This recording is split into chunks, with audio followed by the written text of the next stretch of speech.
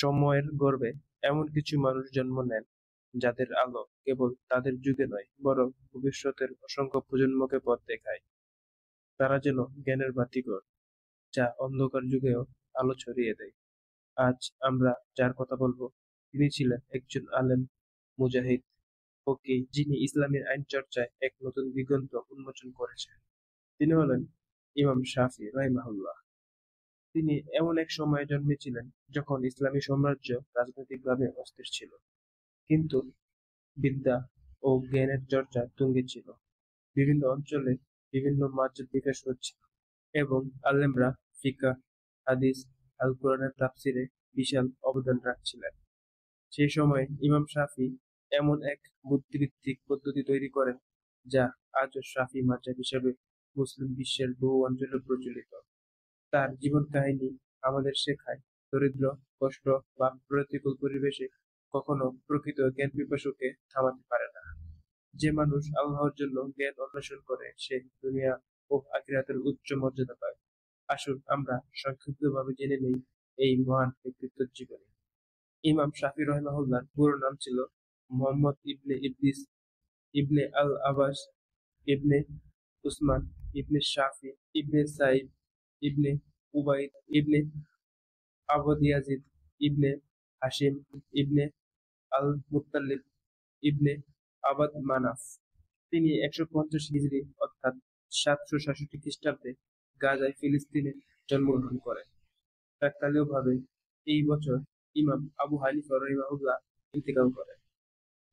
তার বংশ কুরাইশ গোত্রভুক্ত এবং রাসূলুল্লাহ সাল্লাল্লাহু আলাইহি সাল্লাম দাদা হাশিমের বংশধর ছিলেন। ইমাম শাফির পিতা ছোটবেলায় ইন্তেকাল করেন, ফলে তার মা একাই তাকে লালন পালন করেন।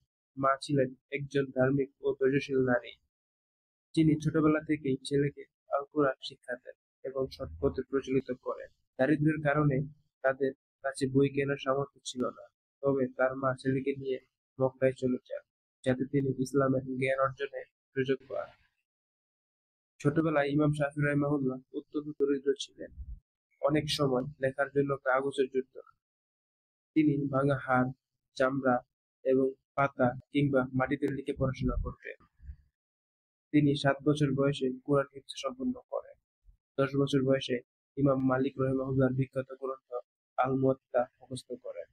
এই অল্প বয়সে তার স্মরণীয় শক্তি ও তীক্ষ্ণ মেধা সবার দৃষ্টি আকর্ষণ করে।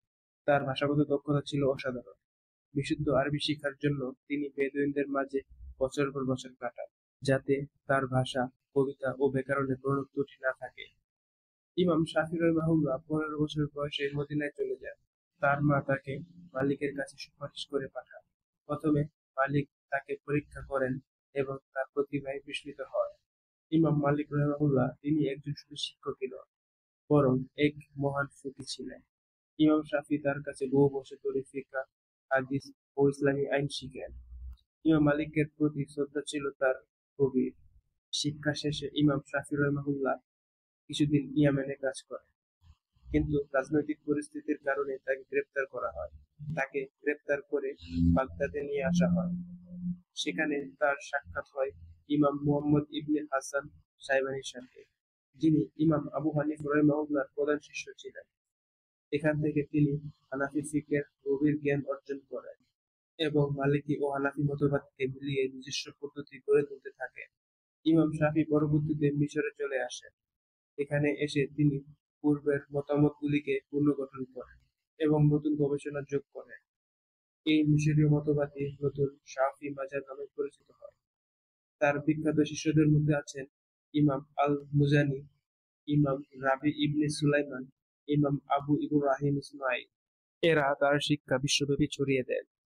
ইমাম শাফি রাহিমাহুল্লাহ ছিলেন বিনয়ী, সাহসী ও আল্লাহভীরু। তিনি হাদিস পড়ার সময় গভীর ভক্তি ভরে পড়তেন। তার কণ্ঠস্বর ছিল খুবই মধুর ও আবেগপূর্ণ। তিনি বলতেন, যে ব্যক্তি আল্লাহর জন্য জ্ঞান অর্জন করে, আল্লাহ তাকে দুনিয়া ও আখিরাতে সম্মানিত করেন। তার রচনাবলীর মধ্যে উল্লেখযোগ্য ছিল আল রিসালাহ, ফিকার মূলনীতি, আল তার ফিকহ মতামতের সংকলন। তিনি ফিকহের 4টি উৎস নির্ধারণ করেন: প্রথমে আল কোরআন, দ্বিতীয় সুন্নাহ, তৃতীয় ইজমা চতুর্থ কিয়াস। ইমাম শাফি রহিমাহুল্লাহ জীবনের শেষ সময়ে মিশরের কায়রো শহরে বসবাস করেছিলেন। সেখানে তিনি শিক্ষাদান, ফতোয়া প্রদান ও কিতাব রচনায় ব্যস্ত থাকেন। মিশরে এসে তার জ্ঞান ও ব্যক্তিত্বের কারণে বিপুল সংখ্যক মানুষ তার চারপাশে সমবেত হতো। তবে শেষ বয়সে তিনি তীব্র শারীরিক কষ্ট ভোগ করতে শুরু করেন। বিশেষত পেট ও অন্ত্রের ব্যথা তাকে খুব কষ্ট দিত। তবুও তিনি ইলম প্রচার বন্ধ করেন। তার ছাত্ররা বর্ণনা করেন তিনি অসুস্থ অবস্থায় মাদ্রাসায় এসে পাঠ দিতেন এবং আল্লাহর স্মরণে লিপ্ত থাকতেন। তিনি প্রায় বলতেন, আমার জীবনের শেষ সময় যেন ঈমানের সাথে কাটে। ইমাম শাফি রাহিমাহুল্লাহ তার শেষ সময়ে তাওহীদ, সুন্নাহ ও সহিহ আকীদার উপর বিশেষ গুরুত্ব দিতেন এবং মানুষকে কুরআন ও রাসূলুল্লাহ সাল্লাল্লাহু আলাইহি ওয়াসাল্লামের শিক্ষার দিকে আহ্বান করতেন।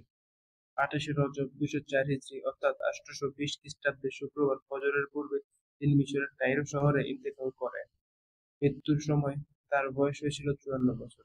ইন্তেকালের আগে তিনি আল কোরআনের আয়াত তিলাওয়াত করেছিলেন এবং চোখে অশ্রু নিয়ে আল্লাহর কাছে রহমত কামনা করেছিলেন।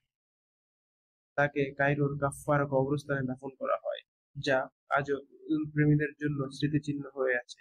ইমাম শাফি রাহিমাহুল্লাহ তার পেছনে রেখে গেছেন অসংখ্য ছাত্র, মূল্যবান কিতাব ও এক সুগভীর ফিকি মাযহাব, যা আজও বিশ্বজুড়ে মুসলিমদের মধ্যে প্রচলিত।